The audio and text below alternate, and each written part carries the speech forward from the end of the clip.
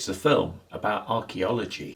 So first he's been chased by this big boulder, and then there's a snake on the plane. I hate snakes, Jack. I hate them. And then he's off to Nepal, and there's a big fight in a Nepalese bar, and then he's off to Egypt. There's a big exploding truck with a big telegraph pole sticking out the bottom of it, but we'll ignore that. Marianne! And then he's off into the desert, and there's snakes, lots and lots of snakes, and he finds the Ark of the Covenant, and then there's a truck chase. Then he gets on a submarine, and thank God the submarine never submerges, and then he's off to the desert with the Nazis, and all the Nazis' faces melt.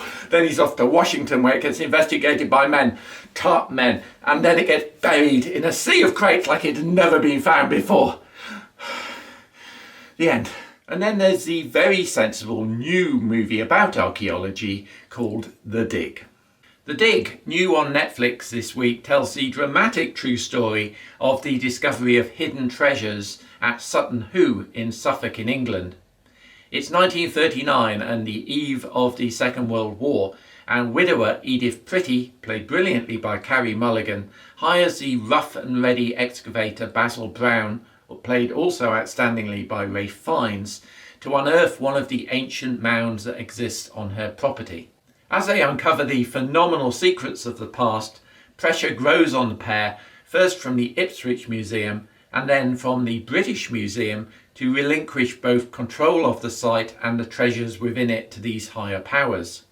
Let's see a clip. My interest in archaeology began like yours when I was scarcely old enough to hold a trowel. My childhood home was built on a Cistercian convent. I helped my father excavate the apse. That speaks, doesn't it? The past. Against this backdrop, there are two struggling marriages, sexual tensions, a crippling illness, and the ever-present threat of war. Let's start with the acting, which is simply phenomenal. Carey Mulligan and Ralph Fiennes share the honours here with star turns which are surely worthy of Oscar nominations. Fiennes manages to say such a huge amount with his world-weary expression without ever saying a single word. And with a dramatic ground collapsing scene, he really was buried for his craft. The mad fingernail scratching at the earth that you see Carey Mulligan and the rest of the acting crew doing is only partially acted. They were genuinely worried about the actors' safety when the earth proved a lot harder to remove than they expected.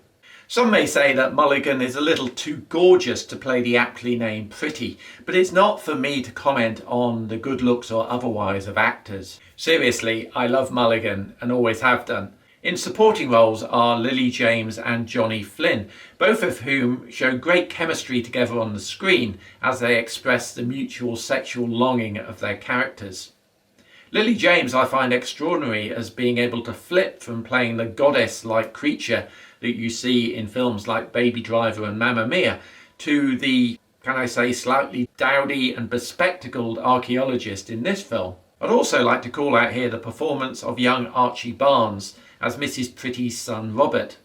Child actors in films can sometimes come across as hyper annoying or unconvincing, and young Mr. Barnes succeeds in being neither. Bravo, sir. Another star of the movie is the wonderful cinematography by Mike Ely. He manages to capture the wide open Suffolk skies beautifully. Apparently many of these outdoor scenes were filmed either early morning or pre-dusk to catch that golden light that happens at that time of day. The script is by Moira Buffini and it deftly weaves in the joy of archaeological discovery to the slightly more mainstream love story that runs throughout. The threat of the oncoming war again makes me reflect on our current issues.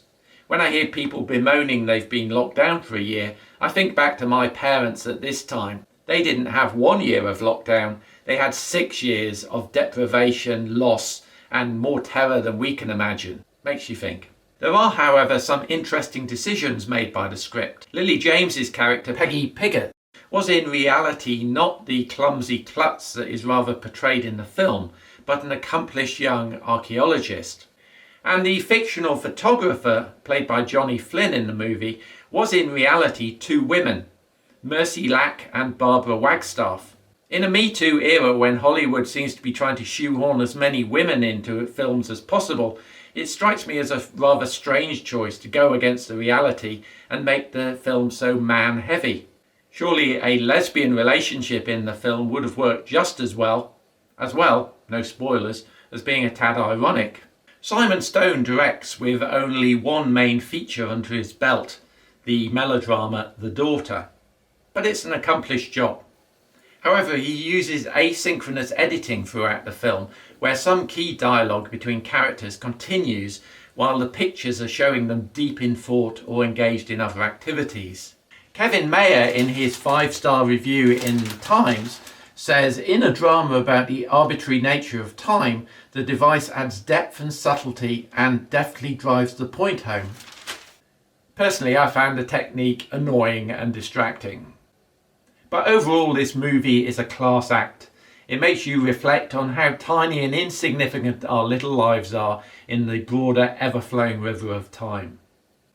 I apologise if my high ratings are getting to be a bit of a habit. It is Oscar time after all, but I'm going to give this one 4 stars. I'm Bob the Movie Man, and you've been watching One Man's Movies. Please like and comment on the video. I love to hear your comments on films. And don't forget to subscribe. You can subscribe either here, down below on this video link, or you can go to bobthemovieman.com and subscribe there. Thanks very much. See you next time.